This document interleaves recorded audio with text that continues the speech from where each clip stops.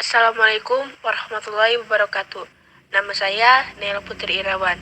Di sini saya akan menjelaskan tentang materi PPKN kelas 8 bab 2, yaitu menumbuhkan kesadaran terhadap Undang-Undang Dasar Negara Republik Indonesia tahun 1945.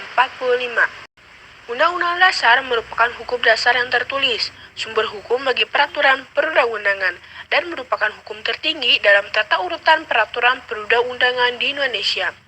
Pembukaan Undang-Undang Dasar Negara Republik Indonesia tahun 1945 merupakan uraian terperinci dari proklamasi kemerdekaan. Pembukaan merupakan pokok kaidah negara yang fundamental, memuat prinsip-prinsip negara seperti tujuan negara, bentuk negara, dan dasar negara. Pembukaan Undang-Undang Dasar Negara Republik Indonesia tahun 1945 memiliki nilai universal dan lestari.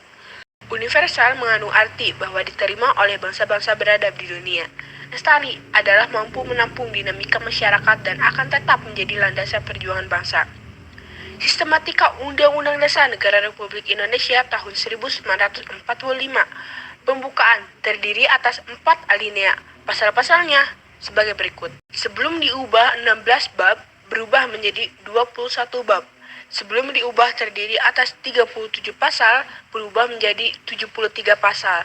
Sebelum diubah terdiri atas 49 ayat, berubah menjadi 170 ayat. Sebelum diubah terdiri atas 4 pasal, aturan peralihan berubah menjadi 3 pasal aturan peralihan. 2 ayat aturan tambahan berubah menjadi 2 pasal aturan tambahan. Berikut teks pembukaan Undang-Undang Dasar Negara Republik Indonesia tahun 1945. Makna alinea pembukaan Undang-Undang Dasar Negara Republik Indonesia tahun 1945. Alinea pertama, mengandung makna dalil objektif, yaitu alasan bangsa Indonesia untuk berjuang memperoleh dan mempertahankan kemerdekaan, agar penjajah tidak bertindak sewenang-wenang terhadap bangsa dan manusia lain. Dalil subjektif, yaitu aspirasi bangsa Indonesia untuk melepaskan diri dari penjajahan. Perjuangan ini didorong oleh penderitaan rakyat Indonesia selama penjajahan dan kesadaran akan hak sebagai bangsa untuk merdeka. Alinea kedua, menunjukkan kebanggaan dan penghargaan atas perjuangan bangsa Indonesia selama merebut kemerdekaan. Ini berarti kesadaran bahwa kemerdekaan dan keadaan sekarang tidak dapat dipisahkan dari keadaan sebelumnya. Alinea ketiga, mengandung makna pengukuhan makna dari proklamasi yang luhur, didorong dari motivasi spiritual yang luhur, merupakan perwujudan sikap dan keyakinan bangsa Indonesia terhadap Tuhan Yang Maha Esa. Alinea keempat, tujuan negara yang akan diwujudkan oleh pemerintah negara, yaitu melindungi segenap bangsa Indonesia dan seluruh tumpah darah Indonesia, memajukan kesejahteraan umum, mencerdaskan kehidupan bangsa, dan melaksanakan ketertiban dunia yang berdasarkan kemerdekaan, perdamaian abadi, dan keadilan sosial. Ketentuan diadakan Undang-Undang Dasar. Bentuk negara, yaitu bentuk republik yang berkedaulatan rakyat. Dasar negara, yaitu Pancasila kemerdekaan yang diraih harus mampu mengantarkan rakyat Indonesia menuju cita-cita nasional, yaitu negara yang merdeka, bersatu, berdaulat, adil, dan makmur.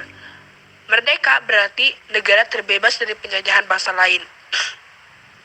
Bersatu berarti bangsa Indonesia bersatu dalam negara kesatuan, bukan bentuk negara lain. Berdaulat berarti sebagai negara, Indonesia sederajat dengan negara lain, bebas menentukan arah dan kebijakan bangsa, tanpa campur tangan penjajah. Adil berarti negara Indonesia menegakkan keadilan bagi warga negaranya. Makmur berarti negara mewujudkan kemakmuran dan kesejahteraan bagi warga negaranya. Undang-Undang Dasar Negara Republik Indonesia tahun 1945 terdiri atas pembukaan dan pasal-pasal. Pembukaan berkedudukan lebih tinggi daripada pasal-pasal karena pembukaan merupakan pokok kaidah negara yang fundamental atau stats fundamental norm bagi negara Republik Indonesia. Sebagai pokok kaidah negara yang fundamental, syarat pembukanya sebagai berikut. Berdasar sejarah terjadinya bahwa pembukaan ditentukan oleh Pembentuk Negara (PPKI) yang menetapkan Undang-Undang Dasar Negara Republik Indonesia tahun 1945 telah mewakili bangsa Indonesia berdasarkan isinya, bahwa pembukaan memuat asas falsafah negara Pancasila, asas politik negara kedaulatan rakyat, dan tujuan negara.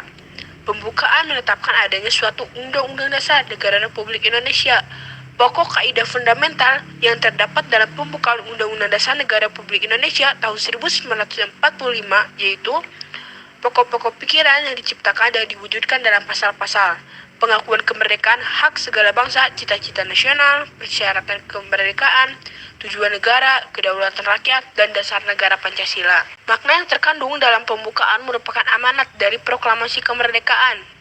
Oleh karena itu, alasan berdirinya Negara Kesatuan Republik Indonesia yang diproklamasikan 17 Agustus 1945 lalu dapat dipahami dengan cara mengkaji pembukaan Undang-Undang Dasar Negara Republik Indonesia tahun 1945.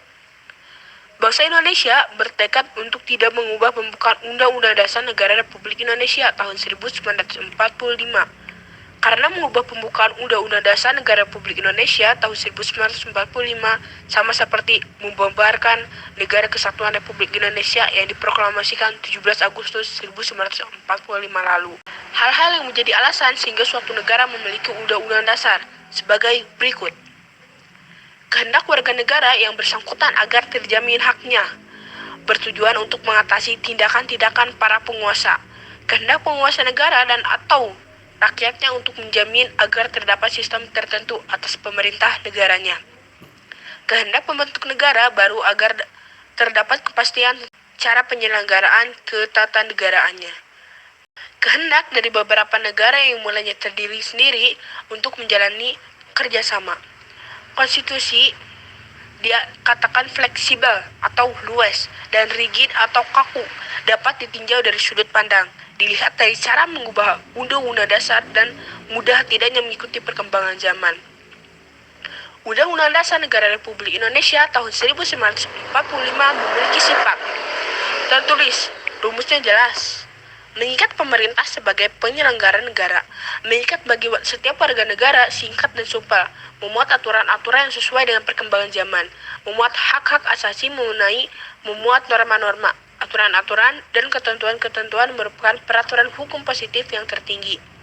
Undang-Undang Dasar Negara Republik Indonesia tahun 1945 berfungsi sebagai alat kontrol untuk mengontrol apakah aturan hukum yang lebih rendah sesuai atau tidak dengan norma hukum yang lebih tinggi, yaitu Undang-Undang Dasar Negara Republik Indonesia tahun 1945. Pengatur untuk mengatur bagaimana kekuasaan negara disusun, dibagi, dan dilaksanakan. Penentu untuk menentukan hak dan kewajiban negara, aparat negara, dan warga negara. Sekian dari saya. Apabila ada perkataan yang kurang jelas atau perkataan yang salah, mohon dimaklumi. Wassalamualaikum warahmatullahi wabarakatuh.